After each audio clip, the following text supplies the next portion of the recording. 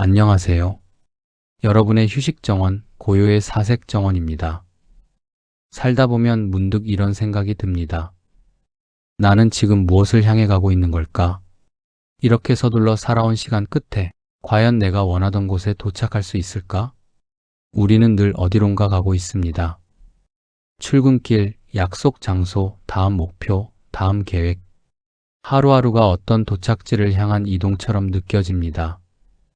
그런데 이상하게도 도착했다고 느껴지는 순간은 잘 오지 않습니다. 도착하면 또 다른 출발이 기다리고 있고 멈춰 서서 숨을 고를 틈도 없이 다시 걸어가야 합니다. 그러다 문득 이런 날이 찾아옵니다. 비 오는 오후 혼자 앉아있는 카페, 퇴근길 지하철 안. 별다른 일이 일어나지 않는데도 마음 한구석이 무거워지는 순간들. 그럴 때 우리는 비로소 질문합니다. 나는 지금 내 마음의 속도로 살고 있는 걸까? 오늘 이야기할 철학자는 바로 이 질문을 평생 품고 살았던 사람입니다. 그의 이름은 에밀 베르나르입니다. 프랑스 리옹 외곽의 작은 마을에서 태어난 그는 20세기 초 유럽이 산업화와 전쟁의 소용돌이 속에서 빠르게 변해가던 시대를 살았습니다.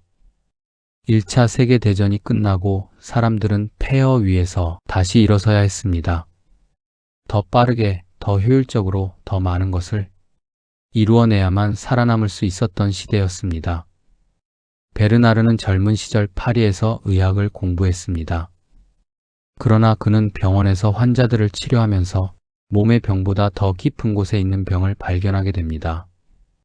사람들은 육체적으로는 건강해졌지만 마음은 점점 더 지쳐갔습니다. 잠을 이루지 못하고 불안해하고 자기 자신을 잃어가는 사람들. 그들은 모두 한결같이 말했습니다. 제 삶이 제 것 같지 않아요. 이 말을 듣고 베르나르는 의학을 그만두었습니다. 대신 그는 작은 시골 마을로 돌아가 혼자 산책하고 생각하고 글을 쓰기 시작했습니다. 그가 품은 질문은 단순했지만 깊었습니다. 우리는 왜 자꾸만 우리 자신보다 빨리 달려가려 하는가? 그는 40년이 넘는 시간 동안 거의 세상과 단절된 채 사색하고 기록했습니다. 생전에 그의 이름은 잘 알려지지 않았습니다. 그러나 그가 남긴 저서들은 그가 떠난 뒤 조용히 사람들 사이로 퍼져나갔습니다. 특히 삶의 속도에 지친 사람들, 자신을 잃어버린 듯한 느낌 속에서 방황하는 사람들에게 그의 글은 작은 위로가 되었습니다. 에밀 베르나르가 평생 천착했던 주제는 크게 세 가지로 정리할 수 있습니다. 첫째, 마음의 속도입니다. 베르나르는 이렇게 썼습니다. 세상에는 두 가지 속도가 있다. 세상이 요구하는 속도와 마음이 견딜 수 있는 속도. 그는 우리가 불행한 이유가 능력이 부족해서도 성취가 적어서도 아니라고 말합니다. 우리가 불행한 이유는 세상이 요구하는 속도에 맞추느라 마음의 속도를 잃어버렸기 때문이라는 것입니다. 생각해보면 그렇습니다. 우리는 빠르게 결정하고 빠르게 실행하고 빠르게 결과를 내야 합니다. 하루하루가 경주처럼 느껴집니다. 그런데 마음은 그렇게 빠르지 않습니다. 마음은 천천히 느끼고 천천히 이해하고 천천히 받아들입니다. 슬픔이 오면 슬픔을 온전히 느끼는 데에도 시간이 필요하고 기쁨이 오면 그것을 충분히 음미하는 데에도 시간이 필요합니다. 그런데 우리는 슬픔을 느낄 시간도 없이 다음 일정으로 넘어가고 기쁨을 음미할 틈도 없이 다음 목표를 향해 달려갑니다. 그렇게 우리는 점점 우리 자신의 마음과 멀어집니다. 베르나르는 이것을 내면의 추방이라고 불렀습니다. 우리가 우리 자신의 내면으로부터 추방당한 상태에 겉으로는 바쁘게 살아가지만 정작 내 마음이 어디에 있는지, 무엇을 원하는지, 무엇을 느끼는지조차 알지 못하게 되는 것. 이것이 현대인이 겪는 가장 깊은 고통이라고 그는 말합니다. 둘째, 머무름의 철학입니다. 베르나르는 멈추는 것을 두려워하지 말라고 말합니다. 오히려 멈출 줄 아는 것이야말로 진정한 용기라고 말합니다. 그는 이런 비유를 들었습니다. 강물은 항상 흐릅니다. 그런데 강물 위에 떠 있는 나뭇잎을 보십시오. 나뭇잎은 물살에 휩쓸려 떠내려가지만 가끔 물가의 돌에 걸려 잠시 머뭅니다. 그 순간 나뭇잎은 비로소 자신이 어디에 있는지, 어디로 가고 있는지를 느낍니다. 그리고 다시 흘러갑니다. 우리도 마찬가지입니다. 삶의 물살은 항상 우리를 어디론가 떠밀고 갑니다. 그러나 가끔은 멈춰 서서 내가 지금 어디에 있는지, 내 마음은 어떤 상태인지 느껴야 합니다. 그래야만 우리는 다시 흘러갈 수 있습니다. 제대로 된 방향으로. 현대 사회는 멈추는 것을 게으름이라고 가르칩니다. 쉬는 것을 시간 낭비라고 생각하게 만듭니다. 그러나 베르나르는 반대로 말합니다. 멈추지 않는 것이야말로 진짜 낭비라고. 자기 자신을 잃어버린 채 달려가는 것이야말로 인생을 헛되이 쓰는 것이라고. 그는 이렇게 썼습니다. 머무르는 시간이 없는 삶은 도착지 없는 여행과 같다. 셋째, 작은 것의 철학입니다. 베르나르는 거창한 성취나 위대한 목표를 이야기하지 않습니다. 그가 주목한 것은 아주 작고 소소한 것들이었습니다. 아침에 눈을 떴을 때 창밖의 빛, 커피 한 잔을 마실 때 느껴지는 온기, 누군가와 나눈 짧은 대화 속에서 느껴지는 온기. 그는 이런 것들이 삶의 본질이라고 말합니다. 그는 이렇게 말했습니다. 삶은 큰 사건들로 이루어진 것이 아니다. 삶은 작은 순간들이 쌓여서 만들어진다. 우리는 자꾸만 큰 것을 추구합니다. 큰 성공, 큰 행복, 큰 의미. 그래서 정작 지금 손안에 있는 작은 것들을 놓쳐버립니다. 그리고 나중에 후회합니다. 왜 그때 그 순간을 더 소중히 여기지 못했을까? 왜 그때 그 사람의 표정을 더 오래 바라보지 못했을까? 베르나르는 말합니다. 삶의 의미는 거대한 성취에 있는 것이 아니라 매일 반복되는 작은 순간들 속에 있다고. 그리고 그 순간들을 온전히 느끼고 받아들이고 소중히 여기는 것.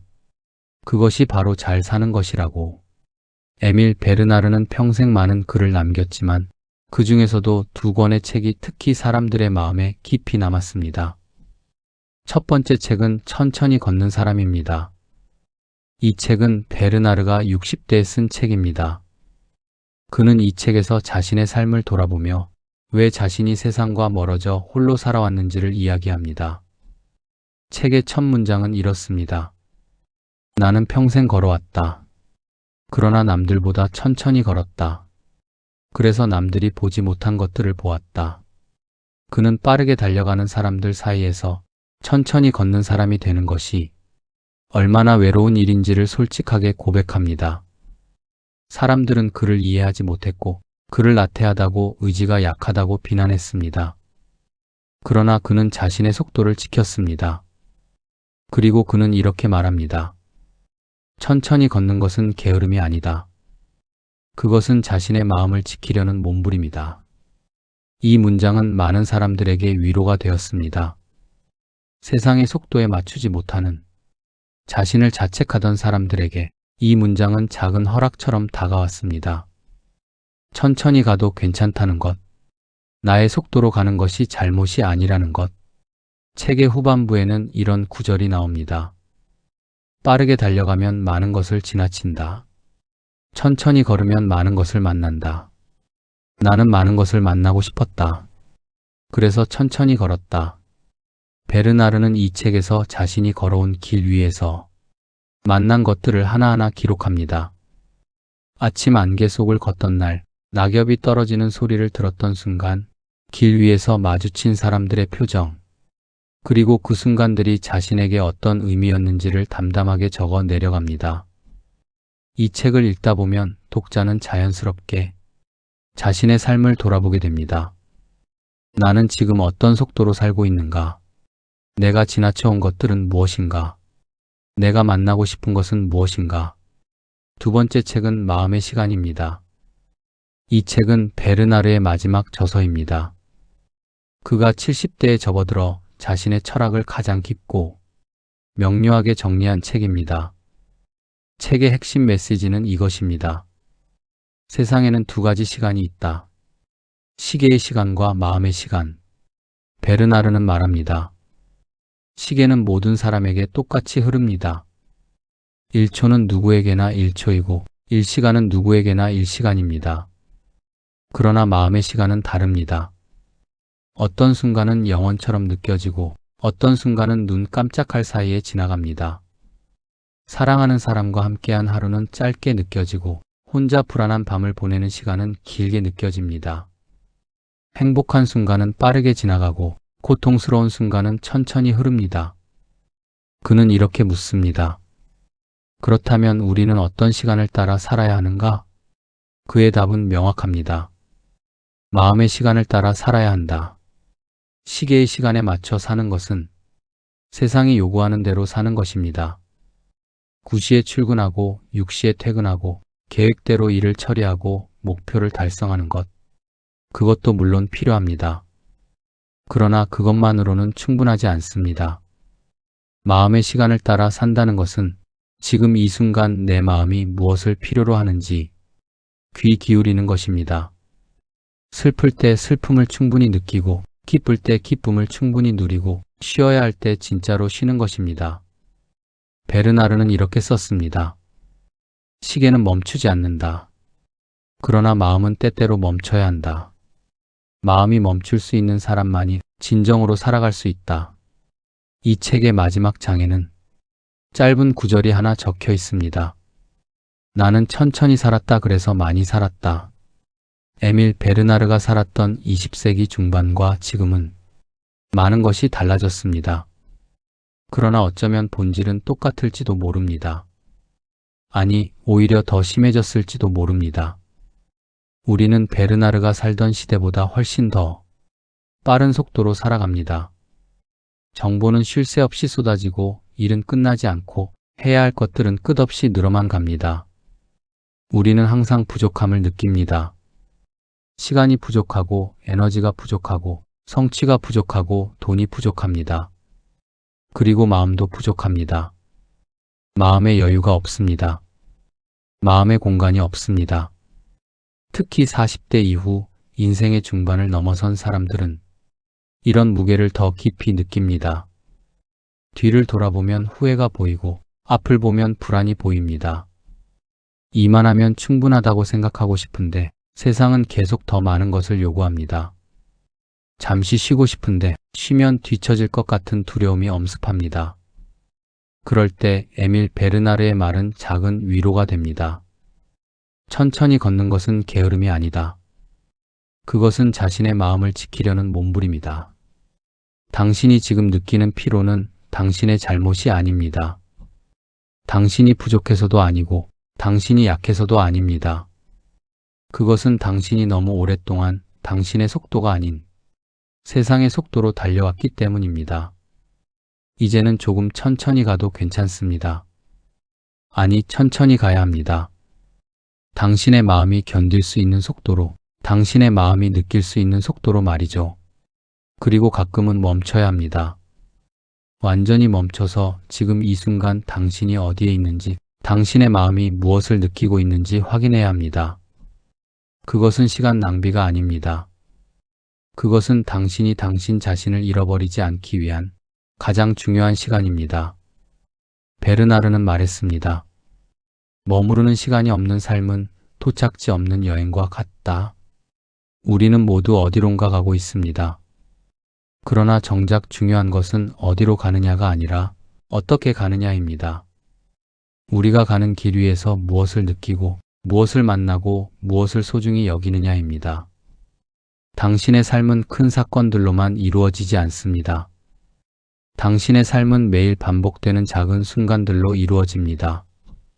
아침에 눈을 뜰 때, 커피를 마실 때, 누군가와 대화를 나눌 때, 퇴근길 하늘을 바라볼 때, 바로 그 순간들이 당신의 삶입니다. 그러니 그 순간들을 놓치지 마십시오.